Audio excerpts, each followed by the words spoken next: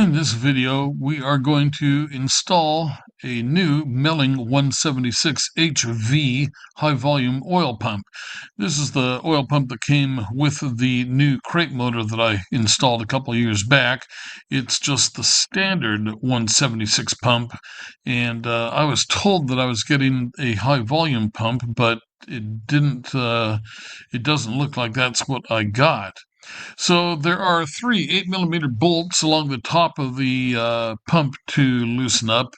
And so I cracked them loose here. And then, before I completely loosen things up, I'm going to remove the oil tube, which is at the bottom right. And to remove that oil tube, you need to get a flexible end ratcheting combination wrench, 8 millimeter size. And I actually bought two. I bought a set of gear wrenches, which are nice wrenches, but they're kind of thick. And I also bought just one channel lock 8 millimeter ratcheting combination wrench. It's a finer build and fits into tighter places. And that's the one I chose to use, I believe. But so it's the only way that you can really get the first bolt because it dips down below the level of the oil pan. And so you need to be able to reach in there, bend the swivel end to get it on the nut, and then start undoing the nut. And while you're doing this, it's a really good idea to stuff a couple of rags in there under the uh, sump tube to make sure that nothing can fall down into the oil pan. That would not be good. So right now I am trying to get the low bolt out, and it's kind of being a bugger to get out of there because it's a tight reach, hard to get to, and then you're also worried about dropping it. And I do have a magnetic wand that I can use. If it did drop down into the oil pan, I'd be able to fish it out using the magnet. So I'm still trying to work on getting the wrench on the thing, on the nut there. And it actually looks like I think I'm on that I've got the first one, the hard one, done.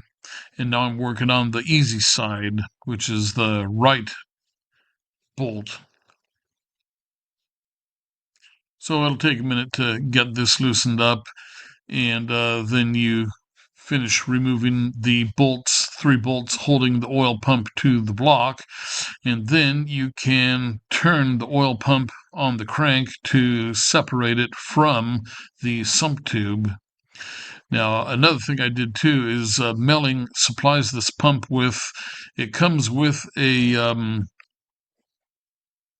green spring inside of it, which is a uh, weaker spring that releases. The spring in it is a high pressure spring.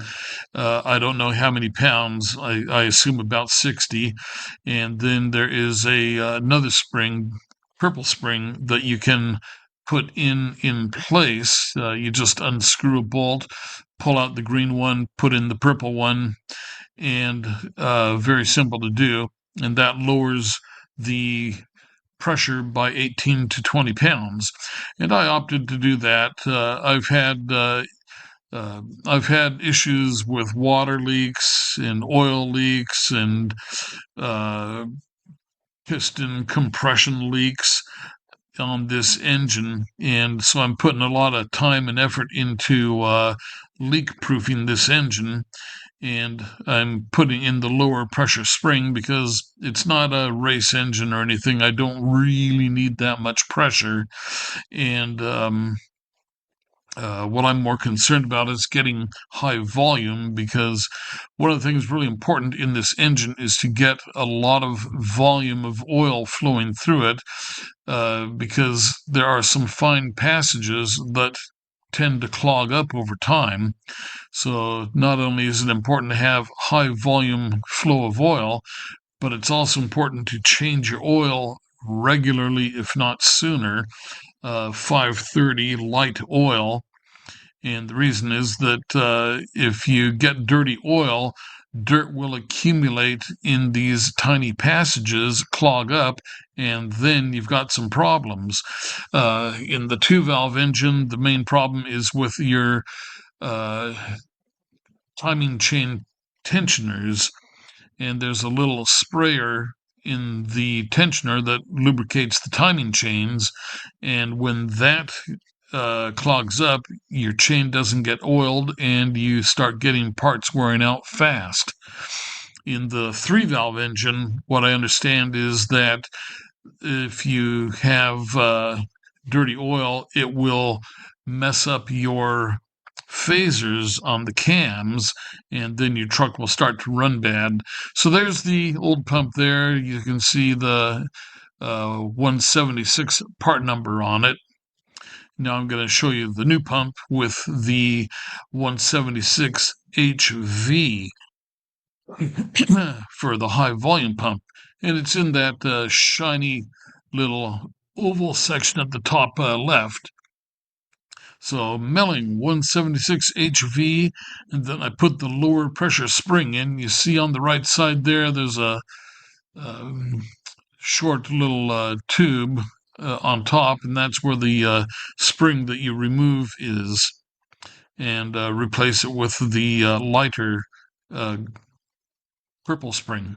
So to get the pump back on, there is the crank has two flat sides on it, and you need to line the pump wheel inside the pump with those two flat spots before it will slide on.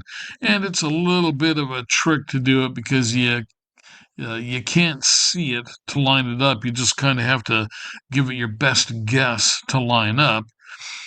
And so I put, I'm messing with it. You see I'm turning the pump a little bit there to try and get it lined up. And so after about 15 minutes of trying, I finally got it to slip on to the crank and against the block. And now I'm going to bolt it in.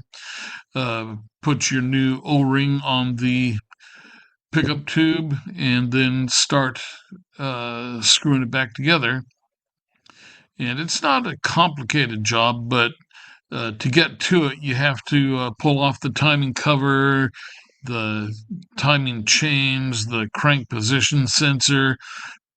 And so it's fairly deep into the engine to get to it.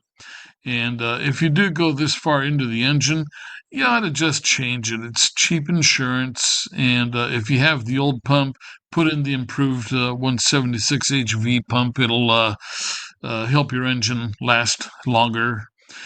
So right now I am tightening down the easy side. This is the right side that you can get to. And what I do for the left side is I had trouble getting the wrench to hold position. So what I did is I taped the wrench. So this is my first attempt where I'm trying to get the bolt started by hand. And I have a magnetic pickup tool there to catch it in case it tries to fall into the pan. And so I was unsuccessful getting the screw in that way. So now I'm going to grab the gear or yeah, I think this time I used the gear wrench. Same thing, heavier duty. And I tape the swivel into position to be able to screw it up into the pump, and then also tape on the base of the screw to hold it into the socket so that it doesn't fall away. So I'm going to show that to you here in just a second. Okay, so there you can see the I'm just finishing wrapping the tape. Here we go. So there you see how I have it taped together. and that way the screw's not going to fall out, and I have the angle to get it into the hole and start screwing it in. So after this, it was pretty surefire to get the sump tube screwed into the pump, and then we screw the three screws into the block holding the pump. And there is a fourth screw that holds the pump to the block, and that is at the bottom of one of the timing chain guides. So that's basically it. It's not a tough job, and uh, you just need to get that one flex end wrench to be able to do it. Put the cloth on the bottom, and you're good to go.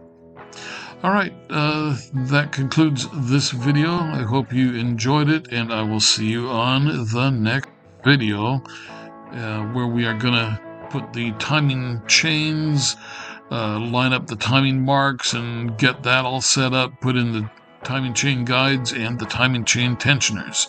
All right, we'll see you on the next video.